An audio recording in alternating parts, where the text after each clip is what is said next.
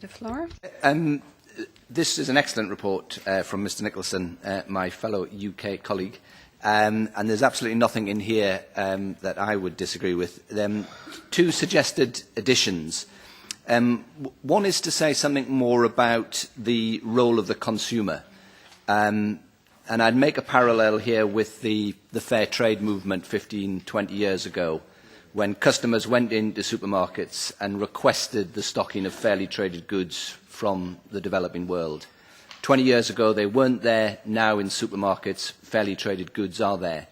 And key to that demand was a willingness indicated by customers to pay a fair price.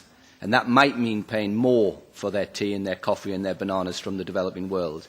And I think we need to get customers in the European Union to indicate to supermarkets their willingness to pay more for milk if there's a guarantee that that extra money will go through to the farmer.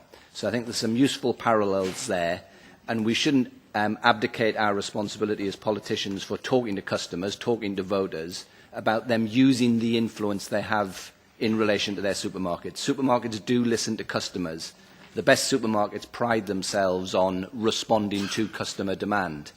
And I think we could exploit that relationship by encouraging those customers who can afford to pay more for their milk, and that doesn't include everybody, but those of us who can afford to pay more for our milk, to pay a fair price for our milk. And the second suggestion would be in relation to those initiatives that exist around the supply chain, and there are several around, on those initiatives to encourage the farmers to engage with the supply initiative ideas that are about. There's a bit of a tendency for farmers to stand outside and allow the discourse within the supply chain to be between the processors and the supermarkets, and we need to get the farmers involved in that process as well, so that their voice is heard in the full extent of the supply chain. Thanks.